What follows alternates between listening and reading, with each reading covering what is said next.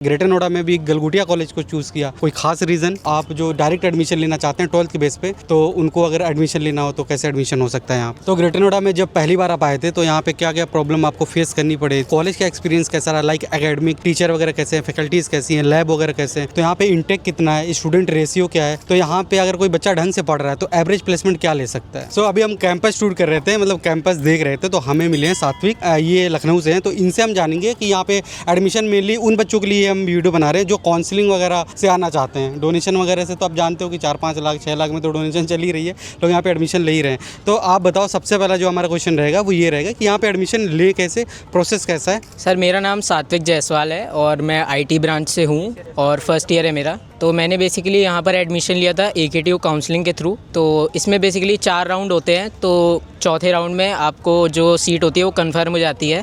तो काउंसलिंग से रिलेटेड आप थोड़ा डिटेल में बताओ, किस किस राउंड में कितने कितने कट ऑफ है और कौन कौन सी ब्रांचेस मिलती है, लाइक CS इलेक्ट्रॉनिक्स या फिर IT वगैरह थोड़ा सा? तो बेसिकली शुरुआत के राउंड्स में कट ऑफ थोड़ा हाई रहती है, लाइक CSE कोर है जैसे कि, तो उसकी 90 परसेंटाइल तक जाती है। और IT वगैरह है तो उसकी थोड़ी लो ही जाती है, क्योंकि वो मतलब उसमें कंप्यूटर साइंस का इतना वो नहीं रहता, तो IT की थोड़ी कम रहती है। लेकिन जैसे जैसे राउंड बढ़ते हैं वैसे वैसे बच्चे बेसिकली ड्रॉ ऑफ कर देते हैं काउंसलिंग से, तो उसमें फिर कट ऑफ आपकी गिर जाती है। तो उसमें अगर जैसे लो परसेंटाइल भी है तो उसमें एडमिशन हो जाता है। तो लखनऊ में भी बहुत सारे कॉलेजेस हैं, लाइक BBD, इंटीग्रल या फिर राम स्वरूप। तो उन सभी को छोड़ के आप ग्रेटर नोएडा में आए, यहाँ पे इतने सारे कॉलेजेस हैं और ग्रेटर नोएडा में भी गलगोटिया कॉलेज को चूज़ किया, कोई खास रीज़न? ग्रेटर नोएडा में लाइक मेरे मामा भी इंजीनियर हैं, तो वो भी यहीं पर जॉब कर रहे हैं। तो मैंने सुना है कि यहाँ पर जॉब अपॉर्चुनिटीज़ ज़्यादा रहती हैं, तो यही सब सुन के फिर मैं ग्रेटर नोएडा में आ गया। और लखनऊ में मैंने सुना है कि मतलब एज़ कम्पेयर टू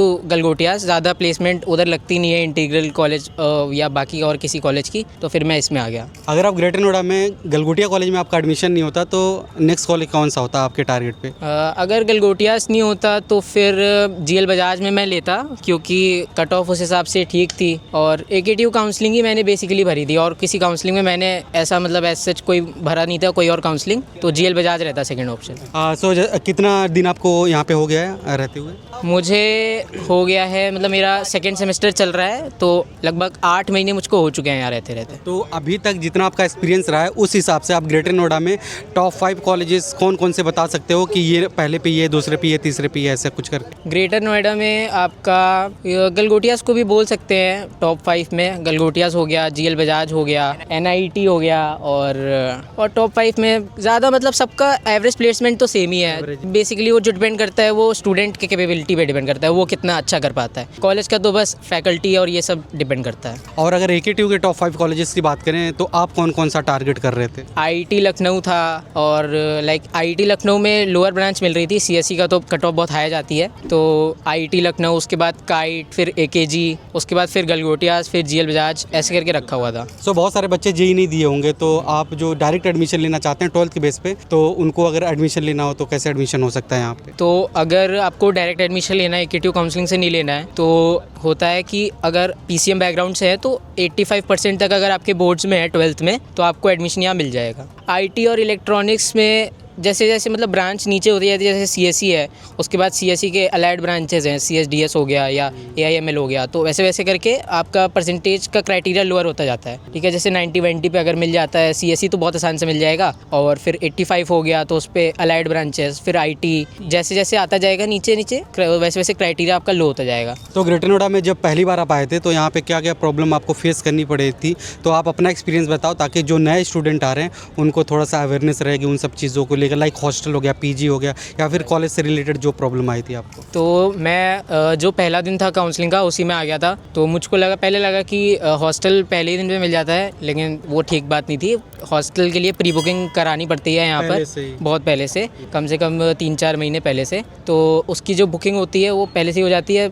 आप तुरंत एकदम से आओगे तो फिर आपको कॉलेज का हॉस्टल नहीं मिलेगा, कोई और हॉस्टल ही मिलेगा, तो फिर लिविंग के लिए बहुत दिक्कत हो गई थी। फिर हॉस्टल वगैरह उसी दिन पे ढूंढना था मुझे। जैसे मेरे तो यहाँ पर लोकल गार्जियन है, मेरे मामा हैं, तो मैं तो वहाँ स्टे कर लिया था, लेकिन काफ़ी दोस्त जो बने थे फर्स्ट डे पे तो उनका कोई लोकल स्टे नहीं था, तो उन्हें भी काफ़ी दिक्कत हुई थी। यही सब दिक्कतें थी। और हॉस्टलों में पहले दिन गए तो खाना नहीं समझ में आया, कहीं पे रूम नहीं समझ में आया, तो ये सब काफ़ी दिक्कतें थी पहले दिन पे। तो लाइक अगर किसी का हॉस्टल बुक नहीं है तो वो स्टूडेंट आते हैं तो कहाँ पे रुक सकते हैं? कुछ ऐसा बताओ। यहाँ पर मतलब आप आओगे पहली बार तो आपको कॉलेज हॉस्टल नहीं मिलेगा, लेकिन आउट कैंपस हॉस्टल मिल जाता है यहाँ पर। RPH हो गया, EZ हो गया, ये सब आप कंसिडर कर सकते हो, ये भी ठीक है। बस थोड़ा प्राइस इनका हाई रहता है, उनके हिसाब से रहता है, लाइक 1,20,000 या 2 लाख तक भी जा सकता है रेंज, तो ऐसा रहता है रेंज, लेकिन मिल जाएगा आपको। फिर आप जैसे शुरुआत के 10 महीने रहिए हॉस्टल में, उसके बाद आप चाहे जहाँ शिफ्ट कर लीजिए PG VG, तब तक तो आपको मिल ही जाता है। हाँ, जब बातचीत होती है तो पता ही चल जाता है कि कौन सा कहाँ पे सही है, तो आप हॉस्टल छोड़ के 1 साल बाद कहीं और शिफ्ट कर सकते हो। तो ये तो बाहर की बातें रही, मतलब एक्सपीरियंस कैसा रहा आपका। अब बताओ कि कॉलेज का एक्सपीरियंस कैसा रहा, लाइक एकेडमिक, टीचर वगैरह कैसे हैं, फैकल्टीज़ कैसी हैं, लैब वगैरह कैसे हैं, क्योंकि ग्रेटर नोएडा में ऐसे भी कॉलेजेस हैं जो लैब के नाम पर कुछ नहीं है वहाँ पे, तो यहाँ पे एक्चुअल में कुछ कराते हैं, सिखाते हैं कि नहीं? टीचर्स बहुत सपोर्टिव हैं। लैब की तो मैं अगर बात करूँ तो टीचर्स यहाँ पर बहुत ही सपोर्टिव है, मतलब वो आपको हर एक 6-6 के ग्रुप में बांट देंगे ताकि हर एक ग्रुप को अच्छे से समझ में आए, पर्टिकुलर इंडिविजुअल को। बाकी लैब में टीचर्स बहुत अच्छे हैं, ध्यान देते हैं, अच्छे से समझाते हैं, टेबल कैलकुलेशन, ऑब्जर्वेशन सब अच्छे से होता है मैनेज। फैकल्टी का बोलूँ तो बस थोड़ा क्लासरूम में स्ट्रेंथ ज़्यादा रहती है बच्चों की, तो आवाज़ पीछे तक नहीं आती है, वो एक प्रॉब्लम लगती है मुझको। और क्लासरूम में वेंटिलेशन थोड़ा ज़्यादा सही हो जाए तो बेटर रहेगा। बाकी फैकल्टी सही है, सच कोई प्रॉब्लम नहीं है। बाकी एक पर्टिकुलर इंडिविजुअल को अपनी तरफ से तो मेहनत करनी पड़ेगी अगर उसे प्लेसमेंट चाहिए अब किसी प्राइवेट कॉलेज में। तो जैसा आपने क्लास की प्रॉब्लम बताई कि लास्ट तक आवाज़ नहीं आती, तो यहाँ पे इंटेक कितना है, स्टूडेंट रेशियो क्या है, और लाइक गर्ल्स बॉयज़ का क्या है, और कहाँ मतलब किस किस रीज़न से स्टूडेंट यहाँ पे आपकी क्लास में इस टाइम पे? तो मेरी क्लास में इस समय स्ट्रेंथ है लाइक 74 बच्चों की। मतलब पिछले सेमेस्टर एक बच्चा छोड़ के चला गया था कॉलेज, तो 74 हो गए, पहले 75 थी। तो पूरी क्लास बेसिकली भरी रहती है, पीछे की रो तक, अगर सारे बच्चे आ गए तो पीछे वाली सीट तक सब भरा रहता है सीट्स। और गर्ल्स बॉयज़ के रेशो की बात करें तो बीटेक है तो बेसिक आपको मालूम है कम ही रहती है गर्ल्स बॉयज़ की रेशो, होती होगी 5:2, मतलब 5 बॉयज़ तो 2 लड़कियाँ हैं। हाँ, और मैकेनिकल में तो मतलब और कम रहता है रेशो, एक ही लड़की है एक मैकेनिकल के सेक्शन में, तो छट जाता एजुकेशन है। क्वालिटी से कुछ फ़र्क पड़ता है उन पे, मतलब वहाँ पे तो इतना सारा इंटेक है तो कुछ ना कुछ तो डिफरेंस तो होगा ना, फिर नहीं तो लोग वहाँ पे एडमिशन ले लें, फिर कॉलेज में क्यों एडमिशन लें? हाँ ये है, तो यही एक अंतर है कि वहाँ की फ़ीस ज़्यादा है, यहाँ की फ़ीस भी 1.25 लाख है। और फिर यहाँ पर मतलब काउंसलिंग से भी बच्चे आते हैं, तो और FW सीट भी है, तो उससे काफ़ी अंतर पड़ता है बच्चों की एजुकेशन में। लाइक यहाँ पर छट के काफ़ी अच्छे बच्चे आ जाते हैं। हाँ, बाकी तो इंडिविजुअल पे डिपेंड करता है वो कैसा करता है फिर प्लेसमेंट में। तो लाइक कॉलेज का एनवायरनमेंट कैसा है, लाइक आपका एक्सपीरियंस कैसा रहा, इवेंट्स वगैरह कैसे हैं, उन सारी चीज़ों के बारे में थोड़ा सा डिटेल में बताओ। इवेंट वगैरह तो यहाँ पर काफ़ी होते रहते हैं, आए दिन इवेंट होते रहते हैं। अभी सामने भी कोई इवेंट चल ही रहा था, तो हाँ इवेंट में कोई दिक्कत नहीं है और सब बढ़िया है यहाँ पे।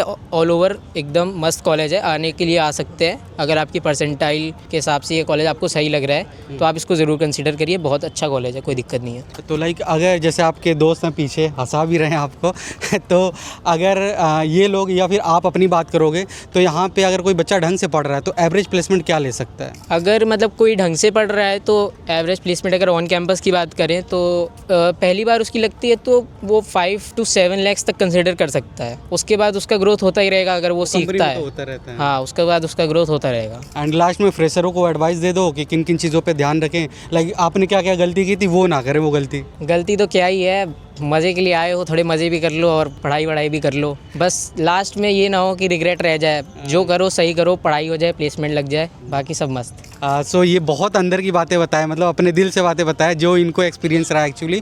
बाकी अगर कोई चीज़ आपको पूछनी रहेगी तो स्क्रीन पे नंबर है या फिर कमेंट्स करके पूछ सकते हो। बाकी चलो देखते हैं कोई और लड़का, मतलब 4th ईयर वाले बच्चों से थोड़ा आइडिया लेते हैं, उनसे जानते हैं कि कॉलेज कैसा है और उनका एक्सपीरियंस क्या रहा है 4th ईयर वाइज।